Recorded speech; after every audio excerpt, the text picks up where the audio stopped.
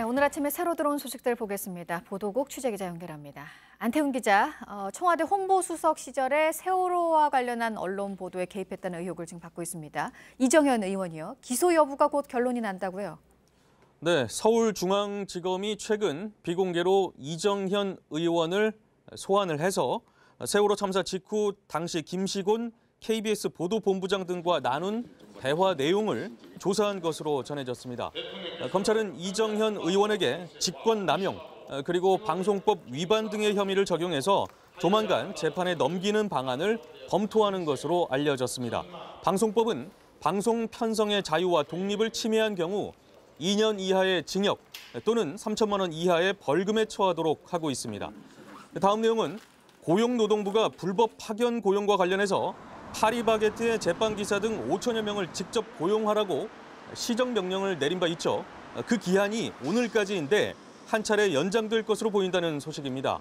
고용노동부와 서울노동청은 대규모 인력을 단기간에 직접 고용하는 게 사실상 불가능하다는 현실과 사회적 파장을 고려해서 파리바게트의 요청이 있을 경우 시정명령 이행 기한을 연장할 방침인 것으로 전해졌습니다.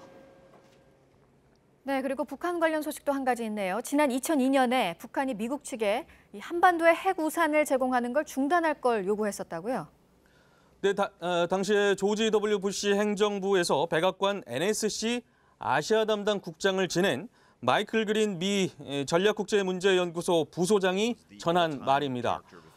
차관급 인사인 당시 강석주 북한 외무성 제1부상은 한국과 일본에 대한 미국의 핵 우산과 대북 제재를 끝내야 한다고 말했다고 전했습니다.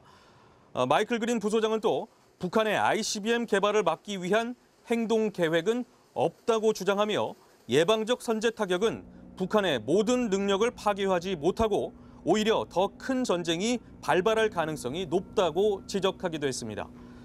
끝으로 미국 민주당의 찰스 슈머 상원 원내대표가 트럼프 대통령의 대북 기조에 대해서 비판한 내용을 전해드리겠습니다.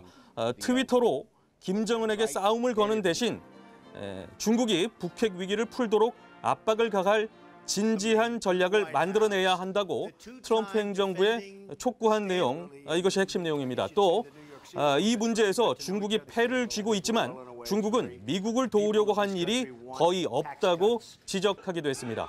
네, 지금까지 보도국에서 JTBC 안태훈입니다.